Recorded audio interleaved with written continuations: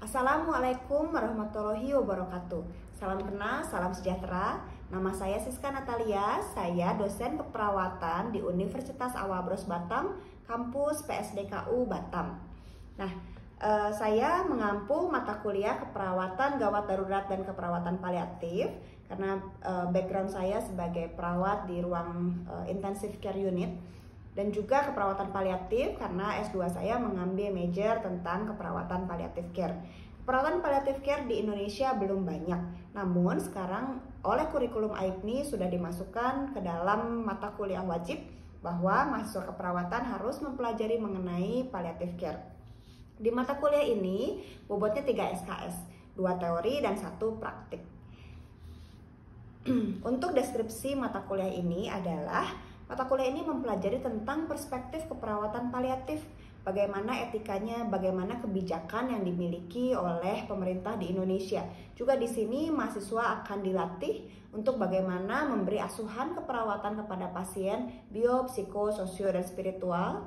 Juga mereka akan dilengkapi dengan bagaimana teknik menyampaikan kabar buruk atau breaking the bad news dengan teknik spikes. Lalu juga mereka akan membuat video mengenai bagaimana menyampaikan kabar buruk pada sesama temannya. Jadi untuk berlatih menghadapi pasien, ini adalah komponen dalam praktik selain daripada diskusi kasus, bagaimana merawat pasien dengan kondisi paliatif. Tentunya di sini juga kita akan mempelajari tentang berbagai macam terapi komplementer yang diperlukan oleh pasien-pasien dalam kondisi paliatif. Nah, untuk bobot saya memecahnya menjadi beberapa bagian, yaitu UTS 30%, UAS 30%, dan sisanya tugas 20% dan sikap kehadiran 20%.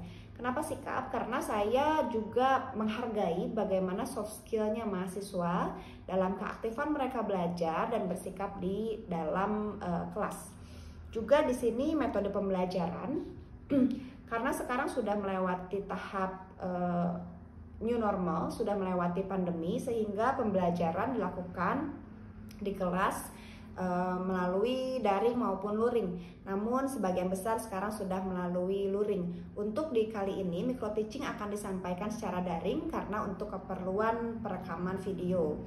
Lalu kita juga berpraktik dengan diskusi kasus, bagaimana menghadapi kasus pasien-pasien dengan kondisi paliatif, dan juga seperti yang sudah saya bicarakan tadi adalah breaking the bad news.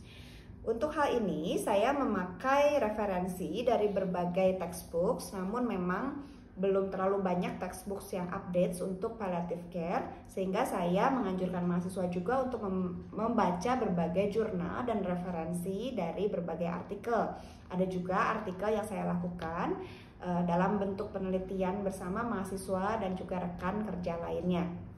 Untuk website yang saya pergunakan adalah sebagian besar dari WHO dan juga dari EAPC atau European Palliative Care Council, dan berbagai konsil palliative care yang ada yang bisa dijadikan pedoman atau contoh untuk melaksanakan keperawatan palliative care di Indonesia.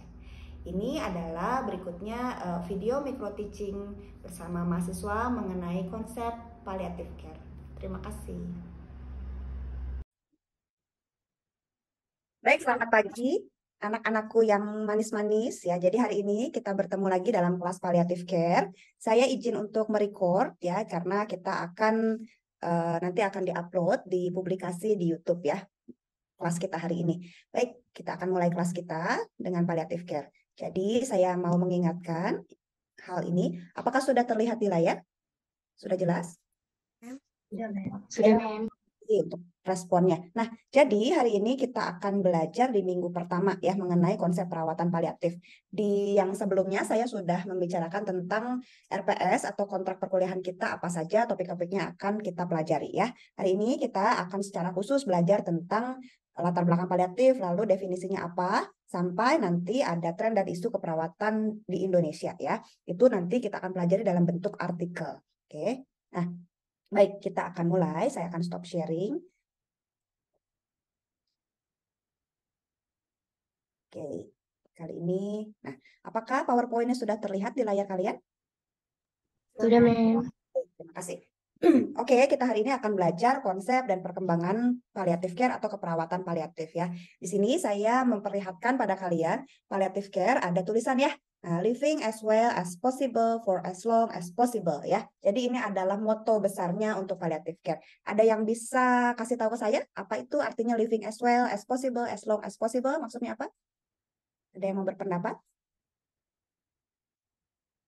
Silahkan. Mary, Mary mau berpendapat? Oke, boleh silakan. Hidup sebaik mungkin dan selama mungkin. Hidup sebaik mungkin dan selama mungkin ya. Bagus, bagus sekali ya. Jadi ini untuk pasien-pasien, palliative care ini sebetulnya ditujukan untuk pasien-pasien yang terdiagnosa suatu penyakit namun tidak dapat disembuhkan ya. Namun kita sebagai dokter dan perawat dan tim medis lainnya juga itu kita harus mendukung mereka, kita mendukung mereka dengan namanya palliative care untuk mereka hidup selama mungkin dan sebaik mungkin ya. Jadi untuk mencapai suatu kualitas hidup yang bagus. Oke. Jadi kita masuk ke dalam pengertiannya ya dan tujuannya. Oke, inilah tujuan kita belajar pada hari ini. Jadi konsep perawatan paliatif apa? Lalu konsep end of life itu apa? Lalu perawatan holistik dan juga hospice care bedanya apa? Lalu total pain ya. Nah, ini semuanya dapat kalian baca di Smart Universitas ya. Jadi kalian boleh download di sana. Semuanya sudah saya berikan ya. Jadi kalian bisa baca-baca dulu penjelasannya. Ini hanyalah sebagai review lagi dan kalian bisa bertanya jawab ya, tanya jawab di sini apa yang masih belum kalian pahami. Oke, nah ini adalah pengertiannya ya. Jadi pengertian dari WHO tahun 2018 sebetulnya sampai sekarang pun masih memakai pengertian yang sama ya. Hanya ada beberapa perubahan sedikit, nanti saya kasih tahu updates-nya ya di slide yang berikutnya. Jadi palliative care adalah sebuah pendekatan ya yang meningkatkan apa? Kualitas apa tadi? Kualitas Hidup pasien. ya, pasien dan keluarganya. Jadi bukan cuma pasiennya tapi keluarganya juga ya yang menghadapi masalah-masalah yang berhubungan dengan life threatening illness ya yang mengancam nyawanya ya melalui pencegahan penderitaan ya. Jadi bukan menghilangkan penderitaan karena penderitaan itu tidak dapat dihilangkan ya, tapi kita mencegah, kita mengurangi ya dengan early identification atau dengan pengkajian yang dari awal gitu ya. Dari awal didiagnosa tuh sudah kita bisa kaji, kita bisa kenali ya, dan assessment dan pengkajian yang juga detail menyeluruh ya, dan juga treatment of pain. Jadi kalau treatment of pain pasiennya masih boleh diobati ya. Jadi pasien-pasien yang akan misalnya menjelang aja pun kalau dia masih mau diobati tetap kita obati ya. Nah juga ini masalah-masalahnya mencakup fisik, psikososial dan spiritual atau yang kalian bisa kenal bio, psikososial, spiritual ya. Oke, baik kita lanjutkan ya. Nah, ini tujuan palliative care yang dari 2022 ya, yang terbaru. Nah, ini sama aja kan ya, seperti tadi ya, mencegah dan meringankan penderitaan. Nah, terus ini ditekankan lagi untuk dewasa, anak-anak, dan keluarga mereka. Nah, jadi kalau palliative care, apakah hanya untuk orang dewasa? Menurut Onita bagaimana? Tidak, Mem, karena kemungkinan anak-anak juga bisa terkena penyakit kritis. Oke, good ya, bagus sekali pendapatnya. Nah, ini juga. Lalu melalui pendekatan yang komprehensif ya. Komprehensif, holistik itu kurang lebih sama saja ya, yang menyeluruh. Berpusat pada individu atau person-centered care approach. Jadi betul-betul kita ke pasiennya masing-masing karena tiap manusia itu unik ya. Misalnya kalau misalnya Onita lagi sakit kepala gitu ya, biasanya Onita kan senangnya tidur ya. Tidur gitu ya, udah saya mau tidur, nggak mau diganggu. Nah, tapi kalau Ira mungkin beda gitu ya. Ira kalau sakit kepala senangnya healing ke pantai gitu kan. Aduh saya mau healing ke pantai, menghirup udara segar dan menghilangkan kepenatan saya. Nah, mungkin itu beda. Jadi, pendekatan untuk tiap-tiap orang itu berbeda ya. Dan ke pasien kita pun demikian. Oke, ada pertanyaan sampai sini? Belum ada? Tidak ada, Mem. Oke, baik. Kita lanjut lagi ya. Nah, ini adalah diagram atau gambaran dari palliative care itu seperti apa ya. Kamu bisa lihat di layar. Saya izin coret-coret sedikit.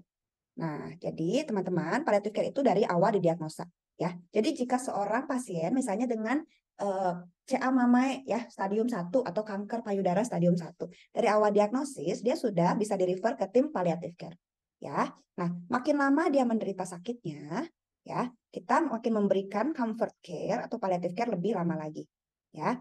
Dari awal dia akan diberikan kemoterapi, ditawarkan kemoterapi ya. Misalnya memang ini membutuhkan kemoterapi dan pengobatan dan operasi ya. Nah, di awal-awal dia menderita penyakitnya, dia akan diberikan berbagai terapi yang bisa menyembuhkan ya, tentunya dengan persetujuan pasien dan keluarga. Tapi makin lama tentunya pasien ini daya tahan tubuhnya makin menurun, kemampuan tubuhnya untuk menerima kemoterapi akan menurun ya. Jadi akan makin sedikit. Di sini kamu bisa lihat ya grafiknya makin kecil. Nah, jadi makin sedikit. Oke, tapi kita bisa memberikan palliative care lebih banyak lagi.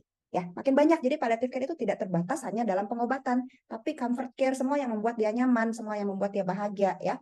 Yang bisa mencapai hidup yang berkualitas ya, hidup yang bermakna gitu untuk pasien tersebut walaupun dia menderita sakit.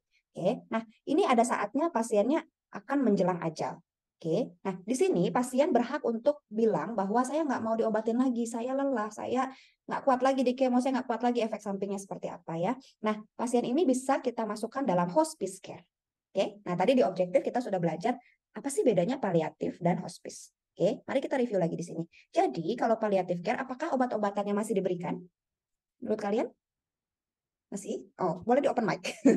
Kalian jawab tapi Masih, Mem. masih ya. Oke. Nah, Masih. kalau di hospice care ini apakah pasiennya berhak untuk saya nggak mau diobatin lagi? Boleh? Boleh ngomong begitu? Vanessa? Berhak, Mem. Ya, berhak ya. Oke. Nah, hospice care ini kurang lebih jangka waktunya adalah 6 bulan sebelum meninggal. Ya, dari mana kita tahu umur seseorang ya? Tentunya saja dengan prognosis dan juga tanda-tanda klinis yang ada. Ya, seperti kita pelajari di materi misalnya keperawatan medikal bedah seperti itu ya. Nah, nanti juga di dalam semester ini kita akan belajar tanda-tanda apa sih yang membuat kita menyadari oh pasien ini nggak akan lama lagi usianya ya karena prognosis penyakitnya makin buruk ya. Dan ada saatnya suatu hari nanti pasien kita meninggal ya. Nah, ketika meninggal kita tidak stop di situ saja, tapi ada namanya bereavement care atau perawatan untuk berduka ya. Jadi perawatan berduka tuh maksudnya adalah dukungan untuk keluarga yang ditinggalkan yang berduka. Jadi kita sebagai perawat bisa telepon lagi ke keluarganya, bisa berkunjung kalau keluarganya bersedia ya. Lalu bertanya gimana setelah misalnya ibu meninggal, gimana keluarga menghadapinya ya. Peran ibu digantikan oleh siapa, seperti apa ya. Jadi seperti apa mereka dapat beradaptasi terhadap kehilangan. Biasanya ini bisa diberikan 6 bulan sampai 1 tahun ya. Jadi kita sebagai perawat bisa dari awal diagnosa sampai dia sudah meninggal pun kita tetap tangani ya. Jadi itulah indahnya palliative care. Oke. Baik, kita akan belajar yang ini ya. Menurut kalian breast cancer early stage sama metastase ke otak, paru, dan tulang, yang mana yang palliative care? Yang setuju breast cancer early stage siapa? Boleh angkat tangannya. Nah, oke ya. Galuh ya, Vanessa ya. Oke, jadi setuju kamu breast cancer early stage ini udah masuk palliative care ya. Boleh tahu alasannya kenapa, Galuh? Karena sudah didiagnosa dari awal, Mem. Jadinya bisa diberikan palliative care. Oke, tadi ya, seperti tadi diagram tadi ya. Vanessa, ada tambahan? Dan Mary?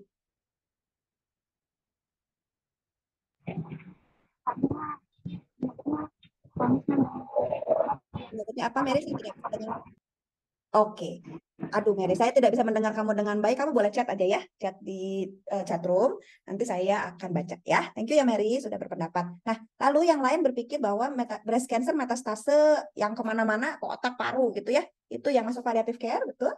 Ya. Oke, Ira boleh kasih tahu pendapatnya. Tadi Ira nggak angkat tangan di awal ya. Menurut Ira yang ini yang masuk palliative care begitu? Menurut Ira breast cancer early itu. Oh, yang early. Oke, cuman mungkin nggak keburu ya resennya Iya, ya. Mem. Nggak kelihatan Baiklah. resennya. Oke ya. Baik, nah jadi dua hal ini teman-teman dua-duanya masuk ke dalam palliative care ya. Jadi mau early stage, mau udah metastase itu semua palliative care. Oke. Nah, baik. Nah, kita akan skip yang ini, nanti kita akan coba lagi ya untuk kita mereview lagi tentang palliative care ya. Oke, baik. COVID-19 menurut kalian ini palliative care bukan? Tidak, Mem. Ya, kenapa, Septi? Alasannya? Bisa disembuhkan, insya Allah, Mem. Bisa disembuhkan, insya Allah ya. Kalau comorbid kematian itu masuknya ke critical care. Ya, jadi palliative care adalah untuk diagnosa yang tidak dapat disembuhkan. Ya, oke, bagus, bagus sekali ya. Oke, baik, kita sekarang ke total pain ya. Total pain ini pencetusnya adalah Ibu Dame Cecily Saunders ya. Tahunnya tahun lama nih ya, udah dari 1978 gitu. Jadi beliau ini sudah mencetuskan sudah sangat lama dan juga ini dipakai secara internasional ya konsep total pain ini terutama dalam palliative care ya. Total pain ini adalah ada fisik, psikologi, sosial dan spiritual. Di sini menggambarkan bahwa seseorang yang kena sakit itu mengalami nyeri atau penderitaan fisiknya, psikologisnya, sosial dan spiritualnya ya. Seperti yang kamu bisa baca ada penjelasannya di sini ya. Oke, dan juga ada artikel yang bisa kalian baca ya. Nah, oke, di sini saya mau tanya dulu. Kalau seorang pasien kena yang tadi ya kita pakai ya, pasien seorang wanita misalnya 56 tahun dia kena CA payudara ya, CA mamai kanker payudara ya. Menurut kalian penderitaan fisiknya seperti apa sih? Ada yang mau berpendapat? Izin mem. Boleh, silakan. Bayu ya, Bayu. Iya, Nah, Mem. oke ya. Kalau di testikelnya mem nyeri seperti tertusuk gitu mem, terus payudaranya itu juga mungkin ngerasa kencangan gitu mem. Oke, berarti ada nyeri ya, ada nyeri yang dirasakan karena kankernya ya. Lalu mengencang, oke, mungkin selain mengencang mungkin ada inflamasi ya. Masih tahu inflamasi, masih ingat ya? Ada pembengkakan di sana ya. Oke, bagus sekali Bayu. Ada yang mau menambahkan? Silakan. Ya, Ya, gimana Ra? keluar cairan di bagian CA mamai. Keluar cairan, betul ya, karena misalnya ada luka, jadi keluar cairan. Ira pernah ketemu pasien seperti ini ketika Ira praktek klinik? Belum, Mem. Belum pernah ya. Oke, jadi nanti kita belajar dulu teorinya ya, nanti supaya Ira siap nih kalau sudah ketemu pasien. Oke, ada yang mau menambahkan lagi? Vanessa mungkin mau menambahkan lagi? Kira-kira penderitaan fisik yang dialami seorang dengan kanker payudara apa? Suaranya nggak ada, Vanessa? Oke, aduh Vanessa, suaramu tidak terdengar. Tidak apa-apa lah ya. Mungkin Vanessa bisa ketik dulu ya di chat room ya. Oke, baik. Nah, sekarang kita yang psikologis, spiritual, dan sosial ya. Nah, psikologis. Nah, misalnya nih menurut Sina nih, Sina kan seneng mental health nursing ya katanya ya. Jadi gimana nih Sina nih ya? Nah, apakah penderitaan psikologis, secara psikologis yang akan dialami oleh pasien dengan kanker payudara? Pastinya tentunya dia kayak merasa cemas terhadap penyakitnya. Terus kalau misalnya dia udah si CA mamainya sudah parah, si pasiennya itu jadi kayak merasa putus asa dengan hidupnya ke depannya, seperti itu, Betul, betul, betul ya, setuju sekali. Jadi dia akan cemas gitu. Coba kita bayangkan gitu, kalau kita sendiri yang mengalami kanker payudara, aduh gitu ya. Pasti yang dipikirin adalah apakah saya akan meninggal dengan cepat gitu kan ya. Saya mau gimana nih? Apakah kemoterapi akan berhasil? Wah, macam-macam yang dipikirin. Bahkan body image-nya mungkin ya. Aduh gitu ya kalau dia masih bersuami. Aduh nanti saya jadi buruk rupa di mata suami saya gitu dengan kanker yang saya alami, dengan luka ini, dengan bau yang saya alami gitu. Jadi mungkin dia berpikir ke sana ya. Jadi bagus sekali ya, Sina, kamu sudah bisa memikirkan kira-kira penderitaan psikologis apakah yang bisa dialami ya. Oke, sekarang kita ke sosial ya. Coba Richard ya. Oke, seandainya nih kamu berpikir ya, kalau amit-amit ya ini ya, seandainya gitu ya, orang yang kamu kasihi kena kanker payudara gitu kan ya, atau istri kamu gitu kan ya. Nah, perannya kan akan berubah gitu ya. Nah, kira-kira menurut Richard apa lagi nih yang bisa berubah secara sosial? Izin mem, kalau misalnya untuk sosialnya kemungkinan jika si pasien masih bekerja, kemungkinan eh, tidak apa namanya susah untuk mendapatkan pekerjaannya kembali karena sudah di kemoterapi dan mungkin langsung diberhentikan karena penyakitnya mem. Mungkin itu mem. Iya, betul betul ya. Jadi mungkin ada eh, beberapa pekerjaan mungkin yang tidak sehingga dia nggak bisa bekerja ya, misalnya customer service di bank gitu ya, kan dia harus berpenampilan secara selalu bagus ya. Kalau kena efek kemoterapi yang seperti Richard bilang, misalnya kebotakan gitu ya, nah terus dia jadi kurus, nah mungkin dia tidak bisa lagi melayani pelanggan dengan sangat baik karena kelemahan tubuh yang dia alami ya, sehingga secara sosial terganggu. Oke, bagus banget ya Richard ya. Oke, baik. Nah, ada yang mau menambahkan kira-kira apa lagi, terserah mau dari mana aja. Sina mau nambahin. boleh. Sina menambahin kalau misalnya dia menarik diri dari keluarga atau misalnya masyarakat, contohnya kalau misalnya dia menarik dari keluarga kayak dia tuh merasa membebani dari, kan kalau misalnya si mama itu pasti kan biayanya berat kan kan, jadi dia kayak merasa dia tuh terlalu membebanin keuangan keluarganya gitu Makasih Betul sekali Sina, itu pikiran yang sangat bagus ya. Jadi kamu sudah bisa berpikir, oh ini dampak ke keluarganya gimana gitu kan. Ini harus bayar pengobatan, biarpun mungkin sekarang ada BPJS, tapi ada beberapa hal yang nggak bisa ditanggung BPJS ya. Jadi itu hal yang bagus sekali ya. Jadi ini menyangkut masalah psikologisnya iya, sosialnya iya juga ya, bagus ya. Oke, good. Nah sekarang saya mau kasih tahu tentang yang spiritual ya. Oke, baik. Di sini spiritual tidak hanya membicarakan tentang hubungan dia dengan Tuhan ya. Karena gimana kalau pasien kita ateis atau agnostik, tidak mengakui adanya Tuhan ya, kita masih tetap bisa menangani ya. Oke, baik. Nah, ada di sini kamu bisa baca Fear of the Unknown, Finding Meaning ya. Jadi biarpun dia tidak percaya akan Tuhan lagi, tapi kita bisa mengajak pasien kita untuk menemukan makna dalam hidupnya. Kira-kira menurut Ibu ya, Ibu belajar apa dari pengalaman Ibu dapat si amamai seperti ini? Ya, atau misalnya apa yang Ibu takutkan sebetulnya? unknown. Misalnya kematian, saya takut meninggal. Oke, apa yang ibu pikirkan tentang kematian? Nah, kita bisa mengkaji seperti itu. Ya, nah kalau misalnya yang dia memilih untuk beragama, pasiennya dia bisa mengalami angel with God ya, jadi dia bisa marah sama Tuhan. Kenapa Tuhan, aku tuh rajin sholat, aku rajin beribadah, kok aku dikasih penyakit seperti ini? Aku hidupnya tidak berdosa gitu ya. Kenapa aku dikasih penyakit seperti ini? Nah, kamu sebagai perawat bisa mendengarkan ketika dia marah, ya, bisa jadi pendengar yang baik. Oke, karena kalau orang marah kan nggak mau diomongin apa-apa ya. Nah, dia juga bisa hilang keimanannya. Nah, kita bisa berkolaborasi dengan pemuka agama untuk kita bisa menangani hal-hal seperti ini ya. Misalnya saya beragama Kristen tapi pasien saya beragama Muslim. Aduh, saya pengen tolong dia tapi gimana? Saya tidak berkompeten gitu ya untuk mengajarkan agama lain. Nah, saya bisa panggil senior saya yang beragama Muslim atau misalnya pemuka agama ya. Jadi kita bisa memfasilitasi pasiennya seperti itu. Oke? Ya. Baik, lanjut lagi ya. Mari kita lanjutkan. Nah, ini saya mau ketika kalian mereview lagi, membaca ulang di rumah tentang ini, saya mau kalian berefleksi untuk berpikir sebenarnya kualitas hidup itu apa sih? Ya. Kayak gimana sih hidup yang berkualitas menurut kamu gitu? Apakah kaya? Apakah berhasil? Apakah dapat IPK 4? Ya, seperti apa gitu. Nah, ini akan kita bahas sepanjang semester ini. Ya. Oke, yang berikutnya adalah suffering. Penderitaan tuh menurut kalian tuh apa? Kalian tuh menderita kalau kayak gimana? Kalau nggak bisa makan siang, kalau nggak bisa makan KFC gitu ya. Apakah seperti itu atau yang lain? Ya. Oke. Nah, udah gitu rest in peace kan suka bilang ya, atau kalian suka denger rest in peace ya, rest in peace, atau suka di film-film tuh ya, di film kartun suka ada tulisan RIP ya di nisannya. Sebenarnya rest in peace tuh apa sih? Meninggal dengan tenang tuh kayak gimana sih?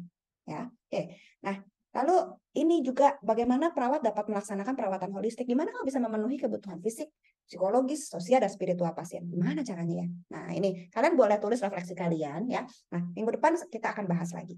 Ya, gimana nih? Sudah sampai mana refleksi kalian? Kalau misalnya, mem saya belum menemukan apa-apa, mem saya nggak tahu caranya gimana. Nah, itu bisa kita bicarakan bersama, kita bisa diskusikan ya. Jadi jangan khawatir kalau kalian, mem saya nggak tahu, nggak kebayang mem secara spiritual gimana. Nah, itu terus bahas.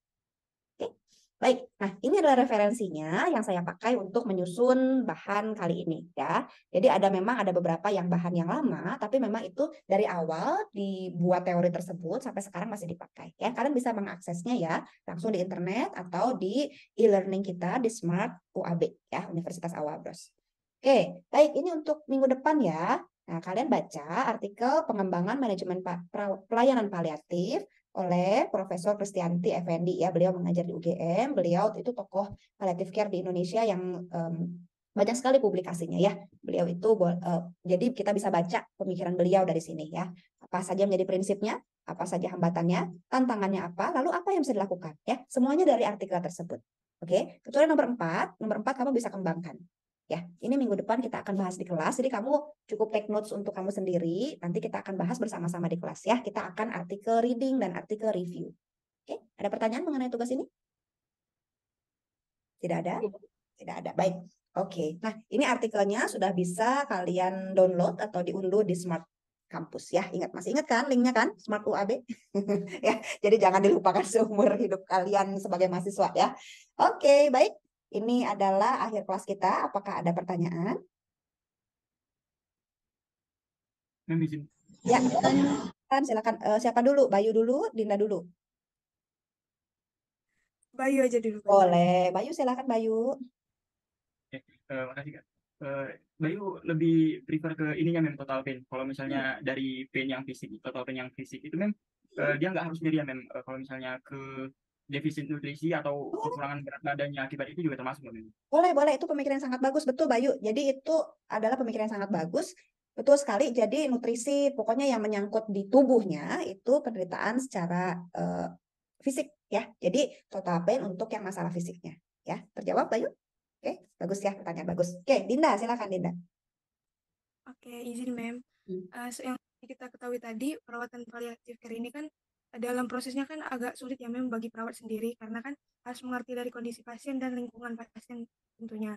Jadi Mem, Dinda mau nanya apakah ada hambatan tersendiri dalam melakukan perawatan paliatif care Mem?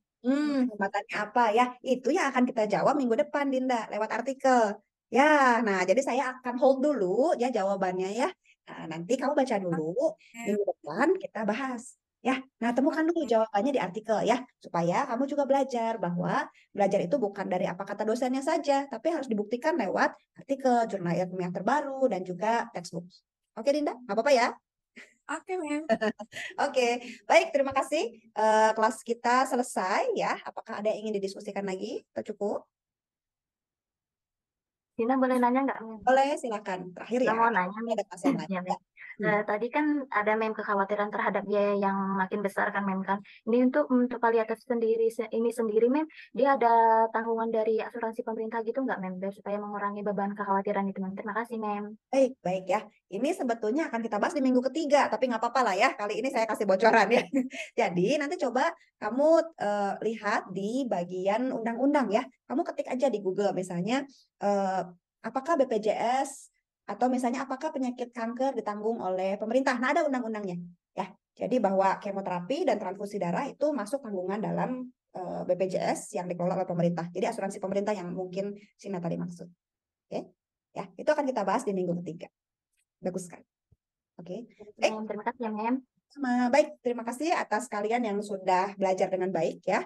Jadi minggu depan kita ketemu lagi. Ingat untuk mengerjakan tugasnya. Dan kalau ada pertanyaan, kalian kumpulkan dulu. Nah, nanti minggu depan kita ketemu di kelas. Kita akan membahas hal ini. Oke, terima kasih. Selamat pagi. Assalamualaikum warahmatullahi wabarakatuh. Waalaikumsalam warahmatullahi wabarakatuh. Terima kasih, Mem. Terima kasih.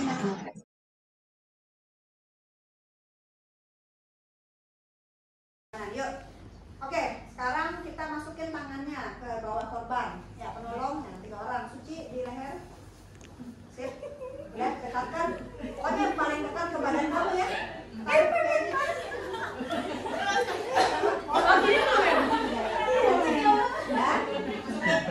Pokoknya sampai sikut kamu ya. Oke? Udah? Nanti kaki yang mana udah? Kiri kanan? Kanan. Ya. Suci, kamu yang jadi komandonya ya. Gini aja sini. Kalau saya dulu ya. Hitungan ketiga naikkan ke lutut. Oke ya? Lutut kaki kanan. Yuk, 1, 2, 3. Ya, oke.